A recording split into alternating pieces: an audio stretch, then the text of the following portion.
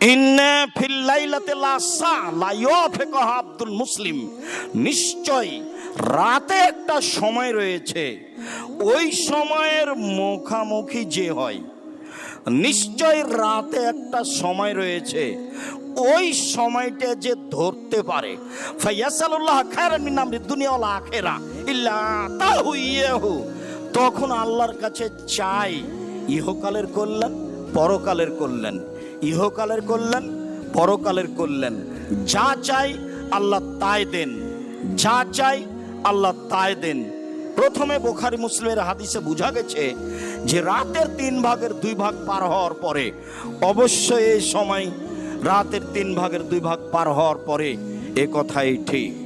আবু হুরায়রা রাদিয়াল্লাহু তাআলা আনহু বলেন, রাসূল সাল্লাল্লাহু আলাইহি সাল্লাম বলেছেন, ইন্নাল্লাহ তাআলা ইয়ানজিলু রাব্বুনাল্লাহু তাআলা কুল্লা লাইলাতিন হিনা ইয়াবকা সুলুসুল লাইলিল আখিরা, যখন রাতের 3 ভাগের 2 ভাগ পার হয়, প্রত্যেক রাতে যখন 3 ভাগের 2 ভাগ পার হয়, তখন আল্লাহ তাআলা সপ্তম আকাশ থেকে প্রথম আকাশে নেমে আসেন।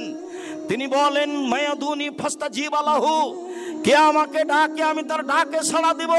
মায়াসালুনি ফাউতিয়াহু, কে কিছু চাই, যে যা চায় তাকে তাই দিয়ে দিব। মায়াস্তাগফিরুনি ফাগফিরালাহু, কে আমার কাছে ক্ষমা ভিক্ষে চাই, আমি তাকে ক্ষমা করে দিব।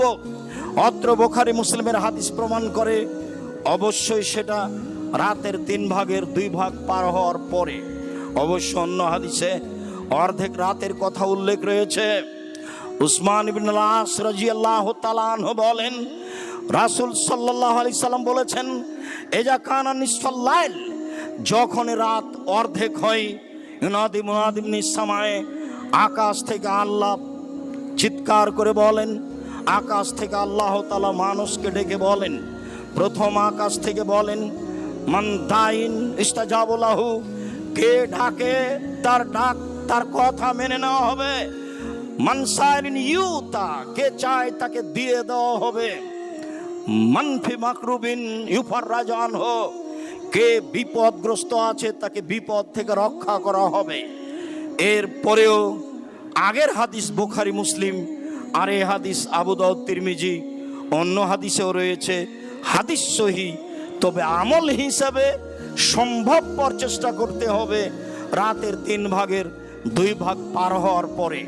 সাথে সাথে অর্ধেক রাতের পরে আকাশের দরজা খুলে দেওয়া হয়, যেমনভাবে আজানের পরে আকাশের দরজা খুলে দেওয়া হয়, অর্ধেক রাতের পরে আকাশের দরজা খুলে দেওয়া হয়।